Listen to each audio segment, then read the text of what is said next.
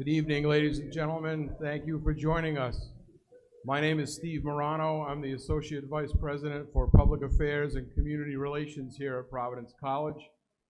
And to kick things off and bring the greetings of the college, I'd like to introduce our president, Father Ken Sicard. Thank you, Steve, and good evening, everyone. I want to welcome you all to the 5th Annual Murphy-Healy Lecture in Irish Culture. And I'm delighted to be here with you this evening and so pleased that you could join us for what promises to be a very enlightening and informative presentation. I'd like to acknowledge Kevin Murphy for his family's generous endowment of this lecture series. Kevin's dad, John, was a fixture at these Irish history lectures from when we first introduced the series. And we're so grateful that he was sufficiently impressed to eventually endow the series moving forward. My thanks also to Dr. Arthur Urbano, a theology professor here at Providence College and the head of our Jewish Catholic Theological Exchange, which is a co-sponsor of tonight's event. I think you'll find tonight's presentation quite interesting, and it's a bit of a twist from previous lectures, and that this year, our speaker, Dr. Hasia Diner, is Jewish and not Irish. And she will share with us the unlikely alliance between the Jews and the Irish in America, which happens to be the subject of her latest book that was published in 2024. And it's no secret that Providence College has benefited greatly from the interest and impact of people of Irish heritage that they've had on our institution. And for proof of that, we need look no further than the generous gift of Mr. John Murphy, the benefactor of this lecture series. The Murphy-Healy Lecture is not the only endowment John bestowed on the college. He was also great friends with the late Dr. Kenneth Walker, and he established a scholarship in Dr. Walker's memory a few years ago. And countless Rhode Islanders have benefited from John's leadership, his example, and his generosity in so many ways. May he continue to rest in peace. I hope all of you enjoy the evening, and thank you again for being here. And we're fortunate this evening to be able to enjoy the performances of not one, but two Irish dance groups, the first of which I would like to introduce to you now. The Kelly School of Irish Dance was established in 2011 by Megan Kelly, and internationally renowned Kelly Irish dancers have performed throughout New England and across America, as well as at Walt Disney World and in Canada, Germany, and of course, Ireland and England. Let's welcome them to the floor for their performance.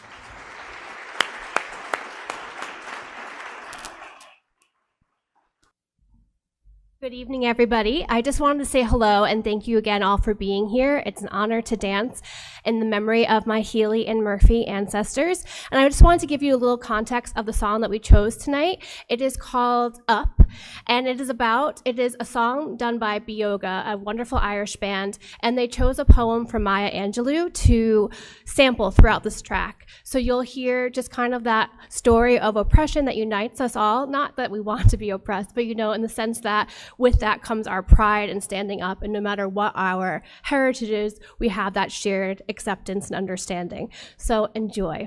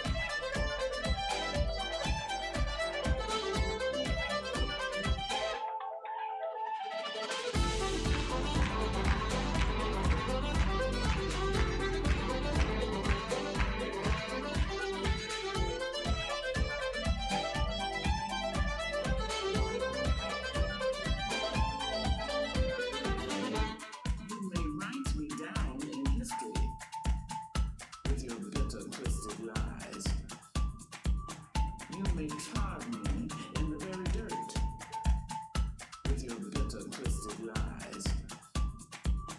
You may tar me in the very dirt, but still like dust, I'll rise.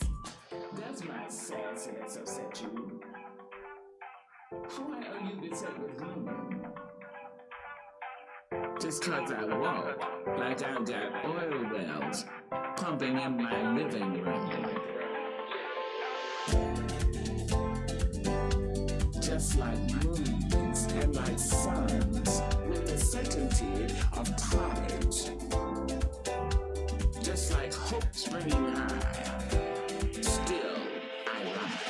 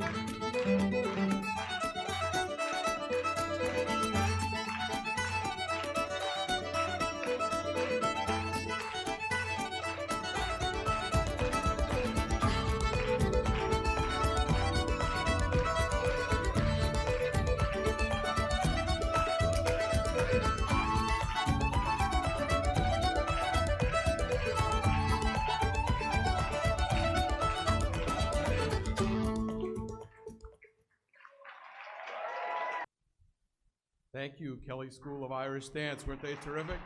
Before we invite our featured speaker to the podium, I would like to give Mr. Kevin Murphy, the son of John Murphy, the opportunity to say a few words and bring the greetings to the Murphy family. Kevin. Thanks to Providence College for hosting, and I especially thank Father Sicard, the lecture series committee, all of you here, distinguished guests, family, and friends, including Dr. Scott Malloy, Dr. Hasia Diner,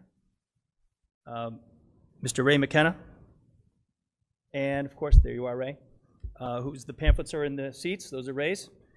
He's an accomplished author. And also, also to Judge Darrigan as well. But last and certainly not least, I want to thank Steve Morano. My father worked with Steve, Judge Darrigan, Maureen Donahue, and Scott Malloy to bring this lecture series to life.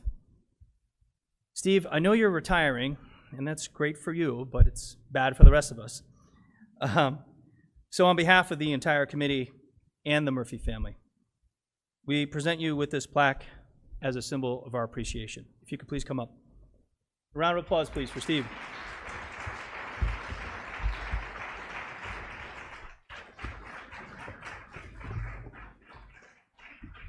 There you go.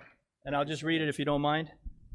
For his years of dedicated service, with sincere gratitude from Providence College, the Murphy Healy Irish Lecture Series, and the entire Murphy family. Thank you so much. Thank you. Of course. You want to say a word, or are you all set? No, I'm good. All right. I offered Steve the opportunity to say a few words, but humble as always, Steve declined. But thank you again, Steve, and best wishes for this next chapter of your life. I'm thrilled to be back tonight for the 5th annual Murphy Healy Lecture Series, entitled, quote, Unlikely Alliance Between the Irish and the Jews in America. So let me tell you about a few other unlikely alliances. My grandfather, Jeremiah Murphy from County Cork, and my grandmother, Catherine Healy from County Kerry. Cork and Kerry don't exactly get along in Ireland. In fact, they're rivals. they didn't really get along in Providence either. In fact, in Fox Point St. Joseph's Church, I'm sure some of you know it, my father said that when he was young, my grandmother, my Nana, told him, quote, "We don't sit on that side of the church. That's for the Cork side." And of course, she's the Kerry side. But this is how they were.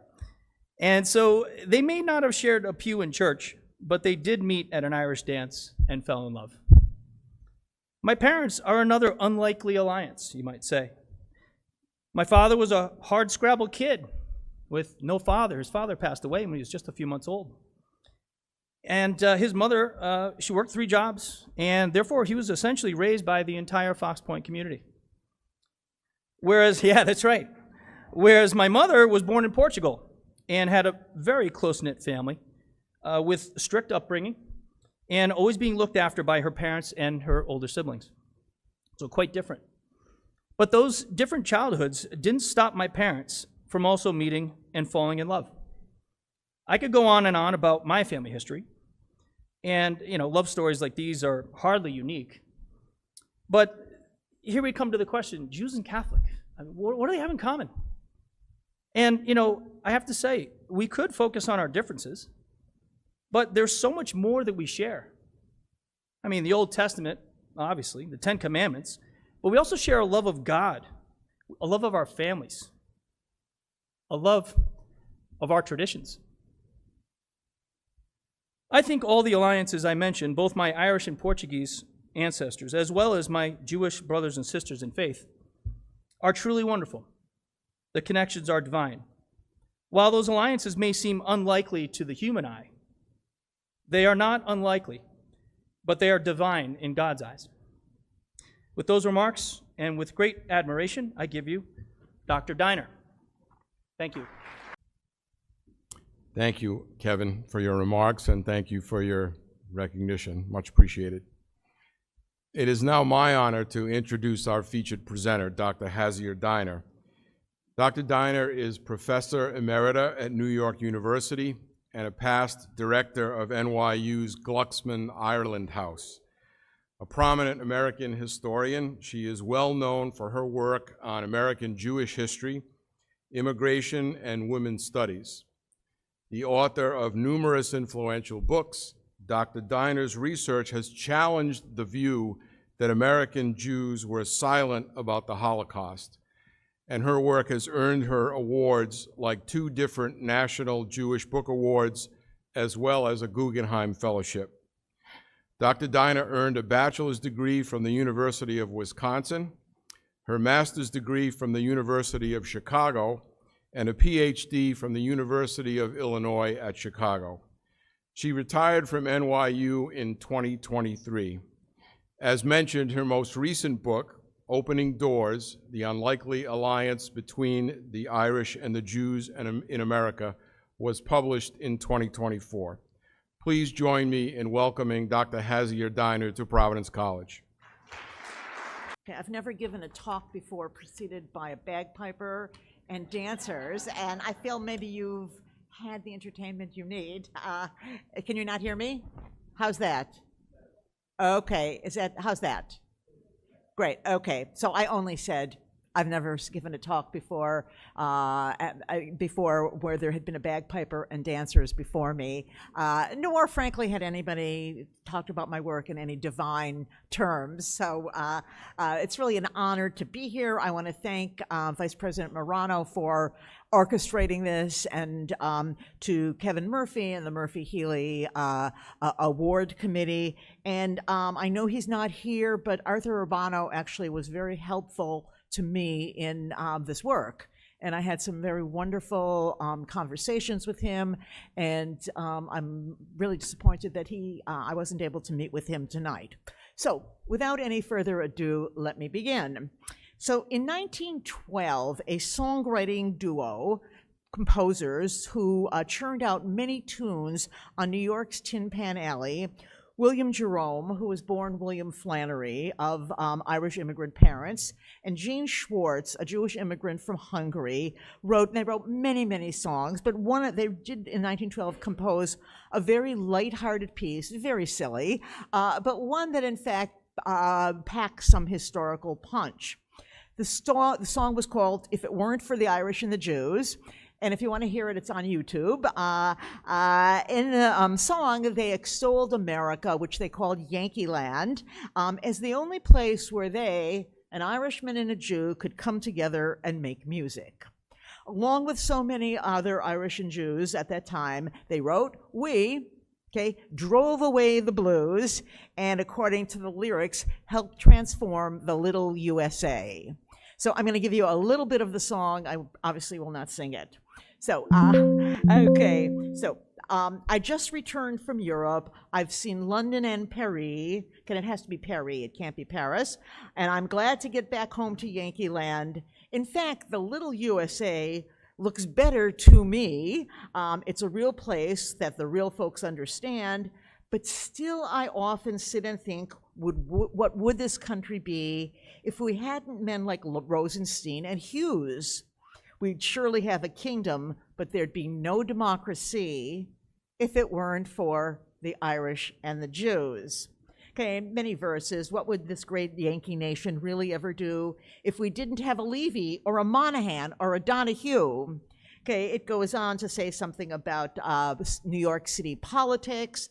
There would be no East Side in the city of New York if it weren't for the Irish and the Jews. Talk about a combination. Heed my words and take a note. On St. Patrick's Day, Rosinski pins a shamrock on his coat. There's a sympathetic feeling between the Blooms and McAdoos. Why, Tammany would surely fall. There'd be no hall at all if it weren't for the Irish and the Jews.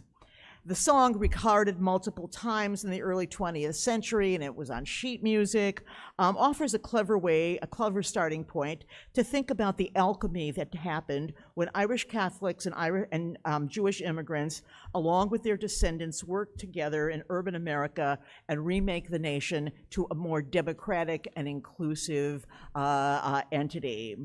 The history of the United States has been shaped in part by the arrival of many millions of Catholic women and men from Ireland and millions of a much smaller number and later of Jews from Europe, both of whom arrived as permanent immigrants to the United States. Their numbers and their participation in the labor force, in public education, in politics, and in popular culture, where Jerome and Schwartz met each other and concocted that very silly little ditty. These all changed their adopted nation. Upon arrival, these largely working class men and women had no choice but to come to terms with the reality that although they were capable as white people of becoming full citizens, as religious outsiders, the Irish are the first large Catholic group to come to the United States, Jews the first non-Christian group to come to the United States. They confronted a deeply Protestant, militant at times American public, which defined America as theirs. We were here first, we wrote the documents, we get to define what's American. The Jews and the Irish together did their work to push that conceit aside.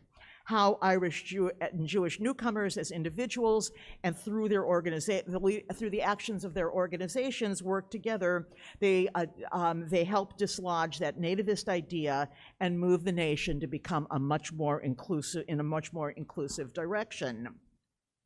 They collaborated with each other in classrooms, labor union meeting halls, the smoky back rooms of various and sundry political organizations like New York's Tammany Hall, which the song referenced, and other venues like that. They came together not purposely out of a commitment to cultural pluralism or to religious tolerance. They had no desire to break down the social barriers between their communities, and they certainly had no interest in abandoning the religious boundaries which divided them. Each remained fiercely committed to their own communities and traditions, but they realized they had something to gain from working together. In this drama that I'm going to be laying out tonight of the Irish and Jewish meeting, I'm going to give top billing to the Irish. Okay, they came first. They came in way larger numbers, and by the time the East European Jewish migration began in earnest in the 1870s, the Irish, despite the discrimination and the prejudice and the quite loathsome stereotypes which abounded about them, had managed to build massive communities and come to control several very important institutions or nodes in American life, nodes and institutions that the Jews realized they had to have access to as well. Now, before the sort of the major part of the talk, I want to say that there's some interesting things to just keep in mind. So, had Irish immigrants not come, had the Irish not come to the United States, or Jews, they would have never met each other. Here were two peoples whose paths barely crossed on the other side of the Atlantic. There was a tiny Jewish community in Ireland, but almost invisible, and certainly the Irish were unknown in the places that the Jews had come from. So it was an American meeting that we're talking about. On a lived level, they met in apartment buildings, they met on the stoops of their tenements, they met on street corners, they met in shops. During the time of World War I, Irish and Jewish men met in the military, lived on the same bases, died in the same trenches in World War II in the same foxholes. We certainly have lots of evidence about romance, okay, and marriage among them. But on I'm going to be looking mostly at what we might think of as a kind of more organizational or formal political context in which this took place. Now, it's notable that the way I'm going to be telling this story goes against the grain of how this story has been told, certainly in the annals of American Jewish history. For the most part, historians have focused on what they label very boldly Irish anti-Semitism. They focus on the street violence perpetrated by thuggish Irish boys, always boys, okay, never girls, on the sidewalks of many a city as they preyed on hapless Jewish victims. Other historians have in the conventional narrative, pointed to articles that abounded, that showed up in the Irish American press condemning the Jews for this or that, hearkening to long-established anti-Semitic tropes. And as historians have told this story, they look at sermons randomly collected of Irish priests condemning the Jews for the eternal perfidy of the crucifixion. The story of Irish anti-Semitism, again, the conventional narrative, takes much of its power from the rantings and ravings of Father Charles Coughlin, the flamboyant radio priest from Detroit, who through his broadcasts to over 40 million listeners a week in the 1930s, bombarded the American public with anti-Semitic images without parallel in American history. As just one example, okay, in the first sermon that Father Coughlin gave after Kristallnacht in Germany, 1938, he said, "Wait till Hitler comes to America." Okay, and all those things did happen, but I don't think that's the story. And the story that I want to tell, and the one that I think is much more important, much more formative and impactful, is one of opening doors, in which Irish Americans, whether immigrants or their children, opened the doors and facilitated Jewish integration and mobility. So I'm going to be looking at 4 zones of this door opening. I think if I was more dramatic, I would have a door and I would open it each time I began a section. So the first one I might call the Defenders of the Jews. Okay, from the 1880s on, Irish community leaders stepped forward to serve as guides, allies, and spokespeople for the Jewish immigrants. They were willing to step forward and speak up against hostility towards Jews perpetrated by others. So in the 1870s in Boston, Rabbi Solomon Schindler turned to John Boyle O'Reilly, the editor of the Boston Pilot, the Catholic newspaper of Boston, as well as O'Reilly's successor, Jeffrey Roach, to challenge anti-Semitism as it popped up in Boston, in the United States, and on a global scale. O'Reilly and Boyle devoted much energy to ferreting out and exposing actions taken against Jews all over the world, but they were particularly interested when it was done by Boston Protestants. Okay, and when it took place on the campus of Harvard University, they were very happy to give it a great deal of attention. Okay, by attacking these institutions, accusing them of anti-Semitism, these two Irish Catholic editors could, in the name of the Jews and at Schindler's behest, lash out against those who they understood were their own antagonists and enemies. From Schindler's perspective, however, found it much more important to have an Irish Catholic newspaper editor speak for the Jews rather than to do it himself. So it was a meeting of the minds. Now, this isolated Boston story had a New York chapter in it as well. And in 1893, Charles P. Daly, born in County Galway, the Chief Justice of the New York City Court of Common Pleas, wrote the first history of the Jews of the United States. So I always tell my fellow American Jewish historians, our field owes its existence to Charles P. Daly.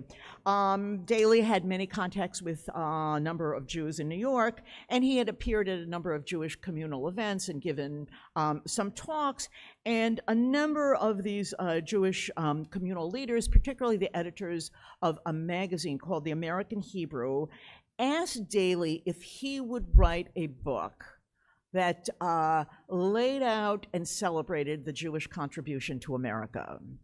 Daly took the task at hand and published a book called The Settlement of the Jews in North America, a rousing tribute to the Jews. In this work, Daly showed that, as no Jew had ever done before him, that Jews had been present in the United States since the 17th century, could hardly be considered aliens or newcomers, that they always took care of their own poor, and they contributed to the common good. Daly also wrote a similar book on the history of the Jews of New York.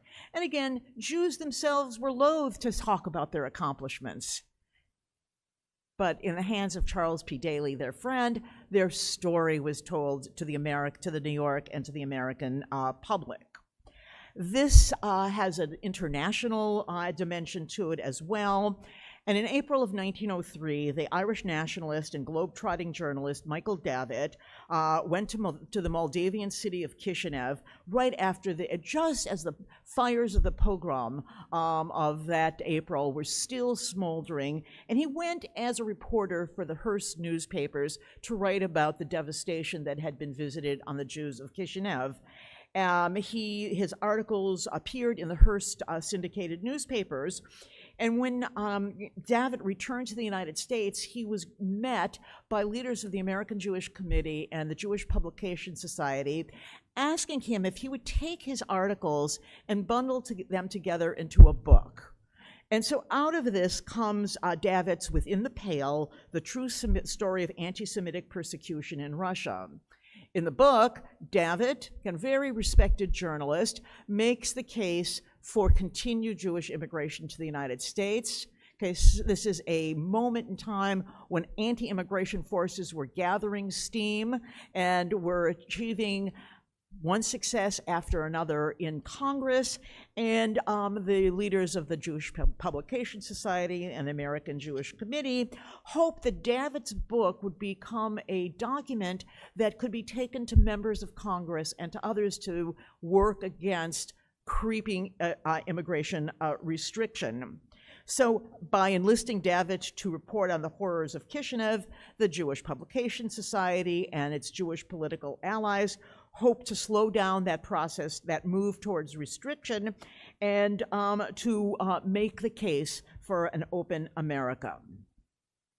The story of Irish writing in the name of Jews, for Jews, to defend them, has just another iteration, and this is in 1924, when the Knights of Columbus, under Edward F. McSweeney, who was then the president of the Knights, was very concerned about the vast anti-immigrant, xenophobic tendencies that were coursing through American life, particularly embodied by the Ku Klux Klan, which in the early 20s was very active against Catholics, against immigrants in general, against Jews. And McSweeney had the idea that the Knights would publish a whole shelf load of books on each immigrant group or each minority group in America to demonstrate how much they had contributed to the United States.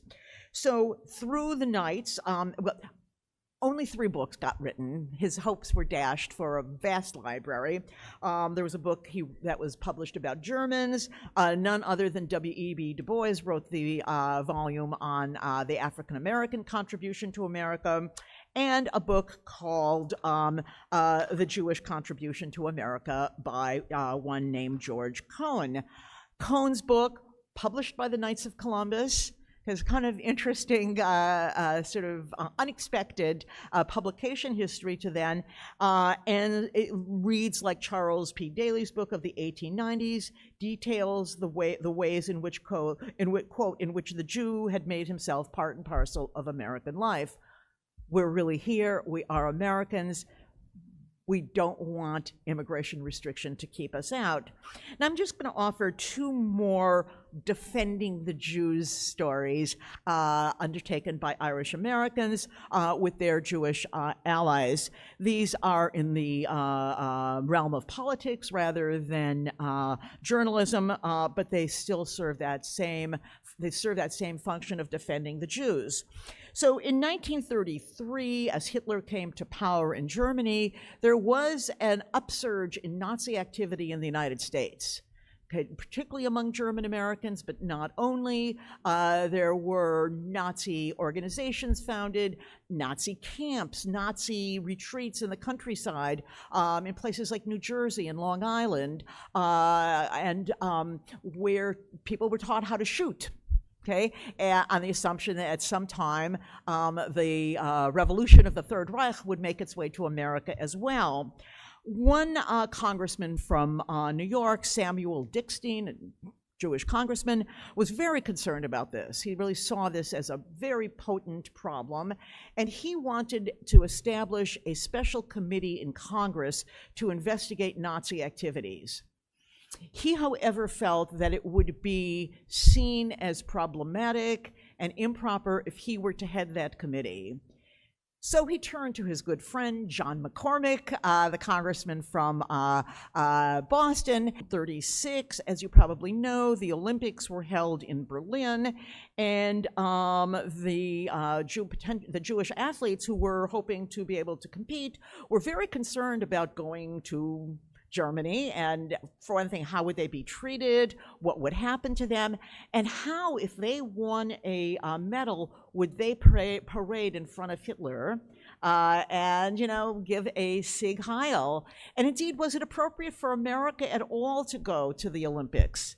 Okay, a democratic nation, presumably committed to liberty and justice for all, should the United States participate in the Olympics? A number of Jewish athletes turned to a New York judge by the name of Jeremiah Mahoney. Okay, Mahoney was an athlete himself. He had been a runner in his early career and served as the president of the Amateur Athletic Union. So he served on the American Olympic Commission. And the Jewish athletes asked Mahoney if he would take the case of investigating what was going on in Germany and potentially suggesting that the United States boycott the Olympics. Out of his own resources, he had investigators go to Germany to study what was going on. He concluded that Jewish athletes would be treated badly and that it was unfitting for America to participate.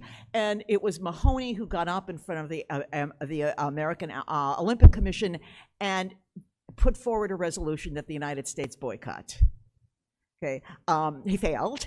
Okay, but failed or not, he tried, and it was once again an Irish defender of the Jews, okay, in the name of defending America. Okay, now we might have as just a side statement that Mahoney hoped to run for mayor of New York. He thought he had a good chance of defeating Fiorello LaGuardia, and he thought this would not be a bad thing to have in his campaign material that he had helped launch this crusade. Okay, so we have many other examples of this defending the Jews. So I want to turn now to the realm of urban politics. Okay, and if you remember the little song, If It Weren't for the Irish and the Jews, where the songwriter said there's a sympathetic feeling between the Blooms and McAdoos, Tammany would surely fall while there'd be no hall at all if it weren't for the Irish and the Jews. So Jews coming to America and settling for the most part in large cities, New York, Philadelphia, Chicago, Boston, Providence, Worcester, and so on, they entered into a world in which Irish men dominated the world of politics, from the halls of the apartment buildings to the street corners, up to city councils and city halls. The history of Irish American prowess in working the machinery of urban politics has been studied. It no doubt needs more study as well.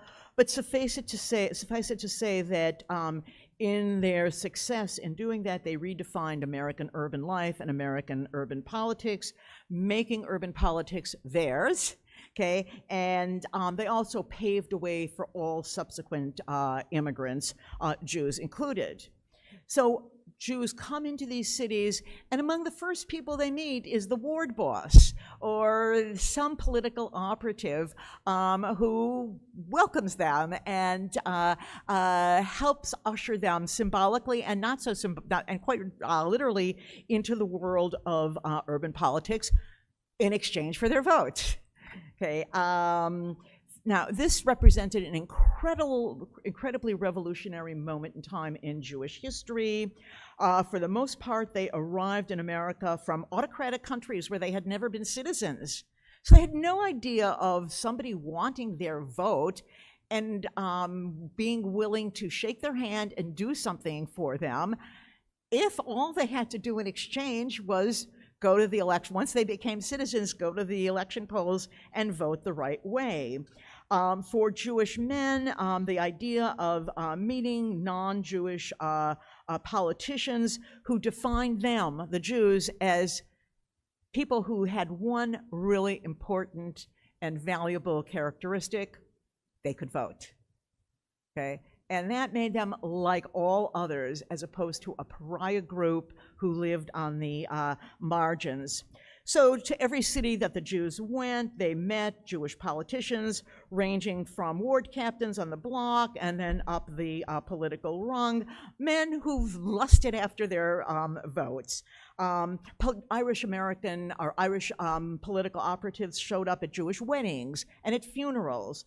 They came to B'nai B'rith meetings and to synagogue dedications. They showed up at the meetings of Landsmannschaften. These were or hometown associations of Jews from particular parts of, particularly the Polish parts of the Austro-Hungarian or the Tsarist Empire. The Tammany Hall and its equivalent in Boston and Chicago and elsewhere translated their campaign posters into Yiddish. Okay, and vote for Tammany. Tammany Hall in the 1890s financed one of the first Yiddish newspapers in America, Der Wahrheit. Okay, now they were not interested in Yiddish journalism. They weren't interested in the dissemination of Jewish culture, but they knew that that potential voters would read Yiddish newspapers. So therefore, Tammany finances a Yiddish paper. I think one of the most kind of graphic of these images is that one of the pretty high up figures in Tammany Hall, known as Big Tim Sullivan, every Monday and Thursday set up a little table in the vestry room of the synagogue Beis HaMedrash HaGadol, and as the men came out of their morning services, okay, on Mondays and Thursdays, somebody told them were the days the Torah was read on Mondays and Thursdays, as well as obviously Saturdays.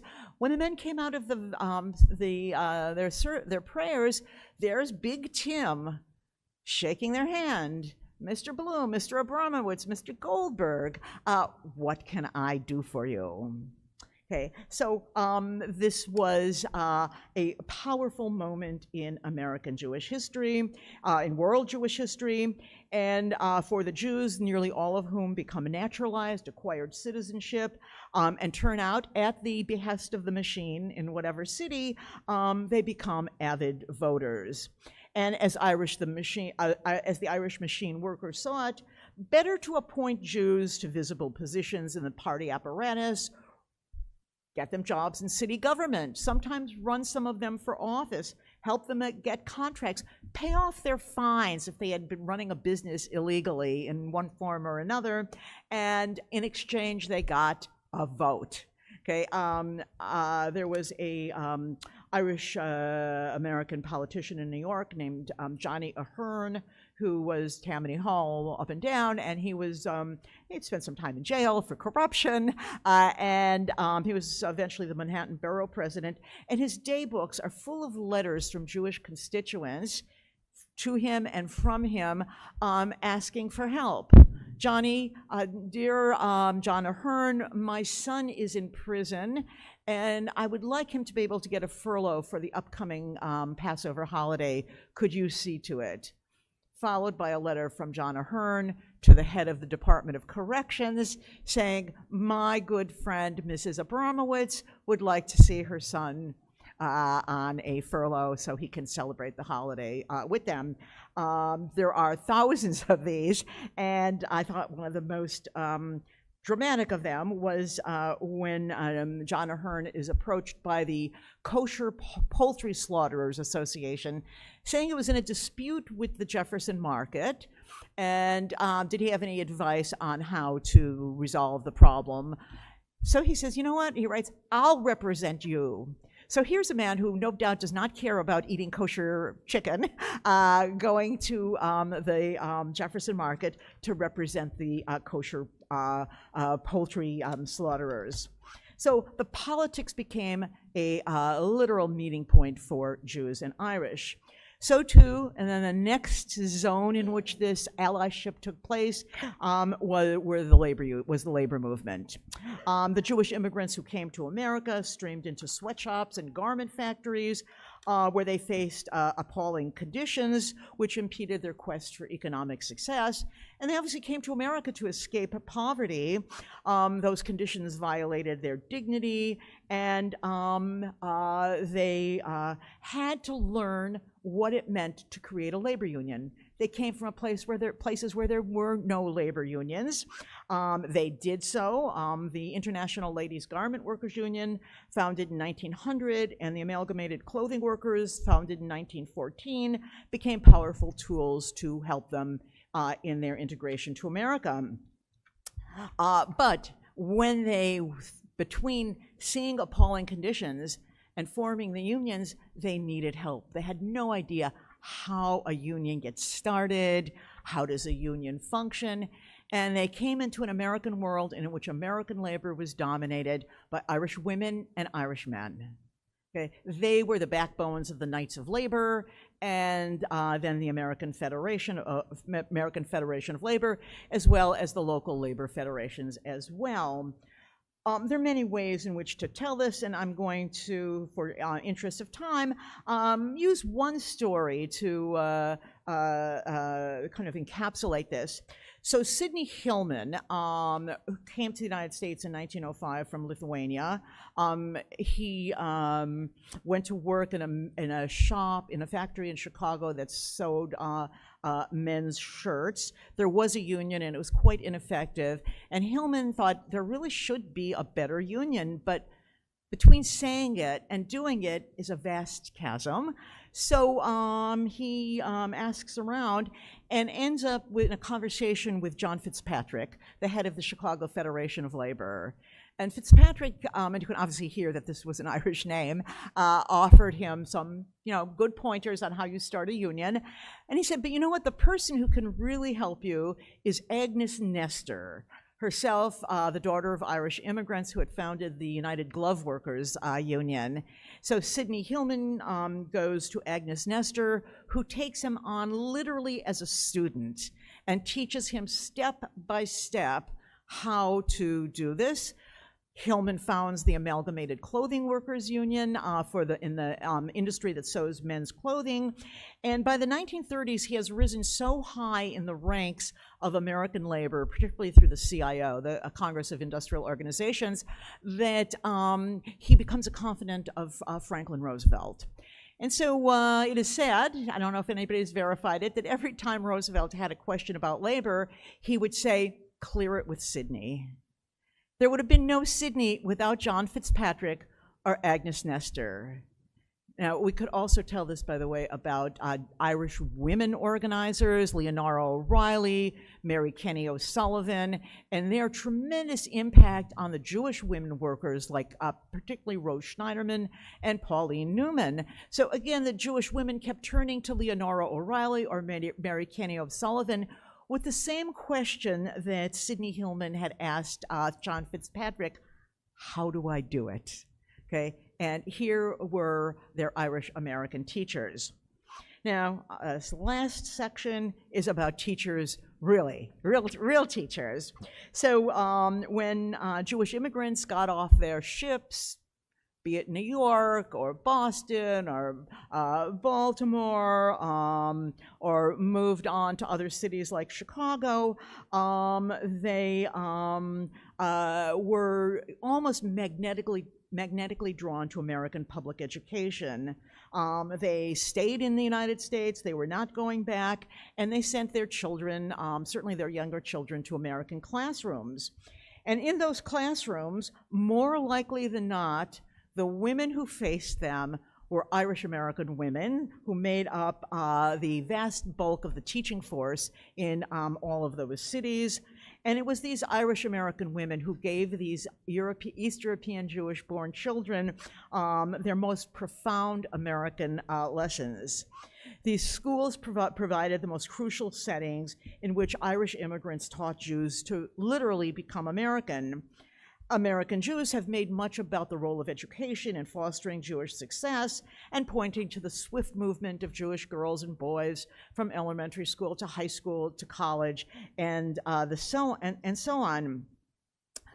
These classrooms did foster a trajectory of mobility, but none of this mobility could have ever happened without the legions of Irish American women who served as their guides to the language and the details of American culture, let alone the basics of reading, writing, arithmetic, and beyond.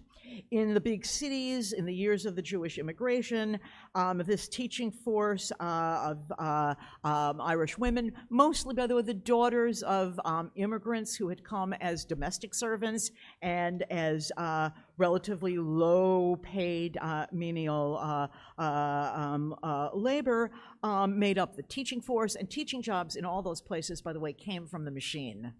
The machine gave out the jobs, and so that's who worked in these schools, and these women served on the front lines of exposing newly arrived Jewish immigrant children literally to what it meant to be an American.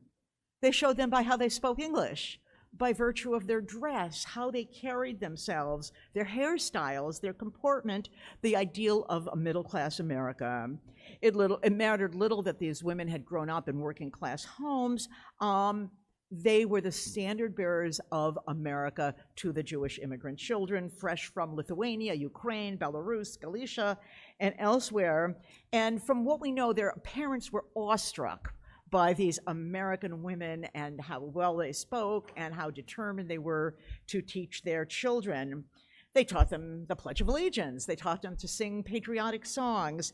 They taught them about Thanksgiving. They would have never known about Thanksgiving without these teachers.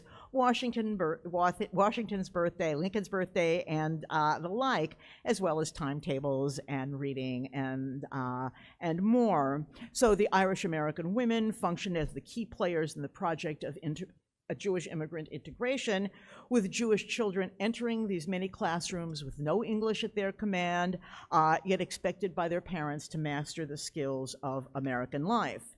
Now, we know a lot about these women from statistics and some from memoirs, but there's one Irish-American woman we actually know pretty well, because Myra Kelly came to the United States in the late 19th century from Dublin. Her father was actually a physician and served as a physician on the Lower East Side, so he had a clientele. His patients were almost all East European Jewish immigrants. And Myra Kelly, like many Irish-American women, became school teacher, and she taught for a number of years at Public School 147 on the heart of the immigrant enclave. Now, we know about her because at some point she decided that she really wanted to be a writer, and so she translated her classroom experiences with these Jewish children into a number of books. She wrote Little Citizens in 1904, Wards of Liberty, 1908, Little Aliens, 1910, and her protagonist, Miss Bailey, teaches Russian Jewish children the intricacies and puzzles of American life. While her book involved a theme also of the changing nature of the neighborhood, she points to very sweet tales of the meeting between the Irish teachers and the immigrant children and their parents. Now, this school is Providence College is going to play a role in the last part of the talk, because while so much of the education of American Jews took place in public schools with Irish teachers as the front line of pulling the immigrant Jewish children into American learning, so too Catholic colleges and universities were exceedingly important, and I would say unstudied, and again, I tip my hat to Arthur Urbano for how much material he's collected. Important venues for the satisfaction of Jewish quest for professional training. So Jews gained access to American life at universities like Notre Dame, Fordham, St. John's, Georgetown, Creighton in Omaha, Loyola of Chicago, DePaul of Chicago, Providence College, and other schools, Boston College, other schools, some at the undergraduate level, but mostly at the pre-professional or at the professional school level, where Jewish aspirants for dentistry, law, medicine, pharmacy, and business, beginning in the 1920s, found safe spaces to go to school, to go to college, to go to professional school, and to equip themselves to enter the American middle class. Notably, this happened as many of the elite Protestant schools set up quotas and barriers against Jews. Okay, so notably, 1922 was the year that Harvard announced its quota against Jews. In 1922, Loyola of Chicago placed ads in the Jewish newspapers, including one translated into Yiddish for the Chicago Courier, the local Yiddish paper, saying, "Apply to Loyola. Okay, you'll get a great education." So they opened the doors while others closed. So again, most of this was at the undergraduate, at the professional level, but these Catholic universities, mostly all with Irish founders, Irish administrators, Irish alumni, Irish boards of trustees, and faculty, saw Jewish students as qualified applicants whom they were willing to teach, okay, paid tuition, performed satisfactorily, and seemed to be no different than the majority of Catholic students at the same universities. For some of the shareholders of these schools, the admission of Jewish students, again, which began to blossom in the 1920s, may have had little connection to any interest in interfaith work or cross-religious dialogue. Mostly, they probably saw them, again, as paying students who once they graduated might become loyal alumni who could then donate money to the universities. I've been in enough universities to know how important that is.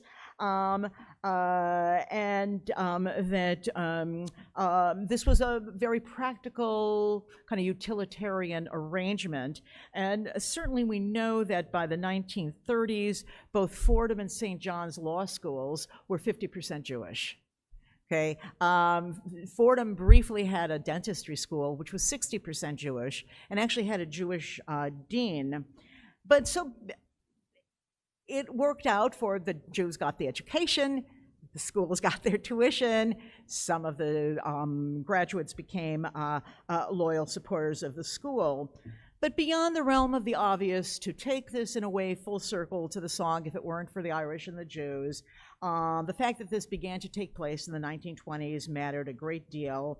In that decade, anti-Catholic and anti-Jewish sentiment spiked, and Catholics and Jews fretted about the meaning of this for America.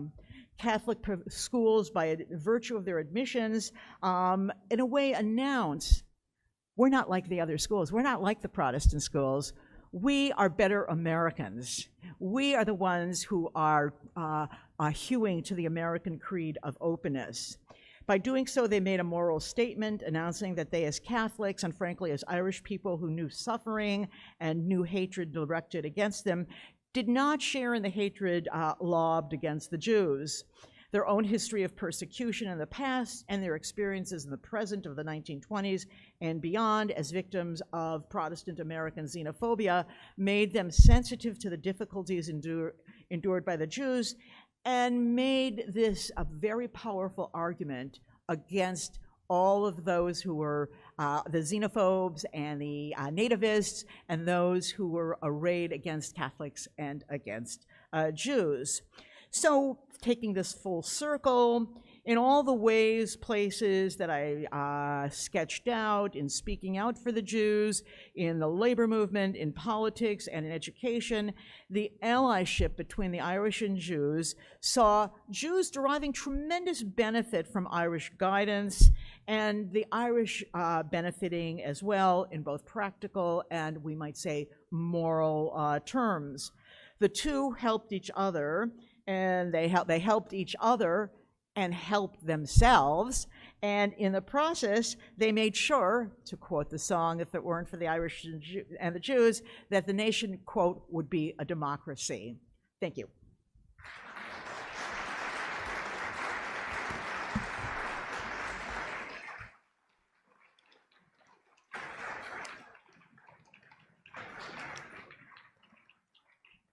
Other questions? Sure. Do you want to be the... Okay, I'm happy to take some questions.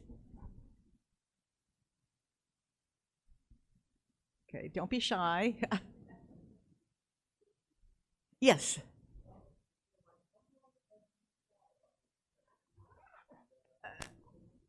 Okay, it's a great question because I know there's no microphone traveling the auditorium. How long did it take me to? When did I come up with this idea, and how long did it take me? You know, I kept seeing throughout my career as an American Jewish historian, all these references to Irish anti-Semitism, and I often said, I wonder, because I didn't think the documentation was terribly strong. And as a historian, you know, you're addicted to footnotes. And you look at the there was nothing there. But the real moment in time came, in fact, in 2016, when I took over as the director of Glucksman Ireland House at NYU. And Glucksman Ireland House was founded by Lou Glucksman. Obviously, it's a Jewish name, and his wife, Loretta Brennan Glucksman. And it's a story about why, you know, how they became such kind of generous patrons in both the United States of Irish studies as well as Irish culture and the arts in Ireland.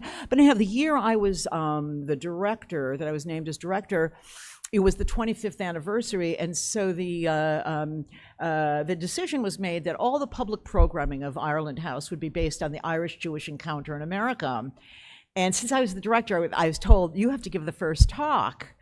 And I thought, I don't want to give a talk about anti-Semitism because I'm not sure what there is to say. I mean, there's nothing to say about Father Coughlin.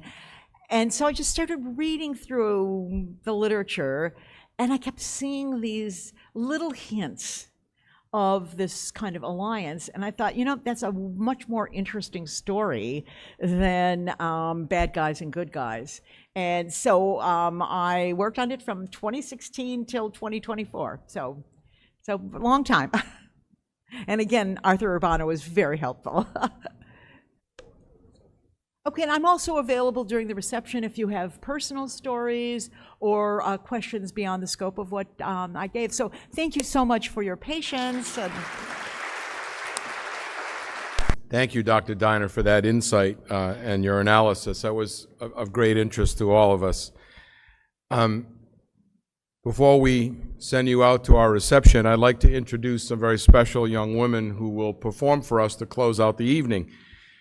Here at Providence College, we are fortunate to enjoy the work and the artistry of some very amazing and talented student performers throughout the years, and that's across a wide range of performing arts. The women I'd like to introduce to you this evening are a shining example of that talent, and they represent the Providence College Irish Dance Club.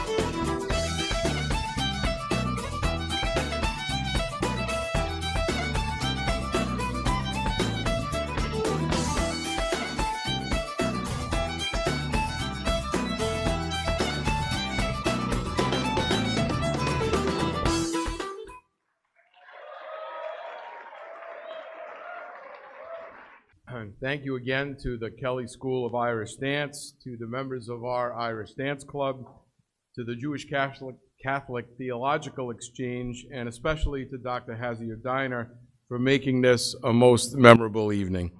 Please join us now across the hall in room 112 for a generous reception. Thank you all for being here tonight.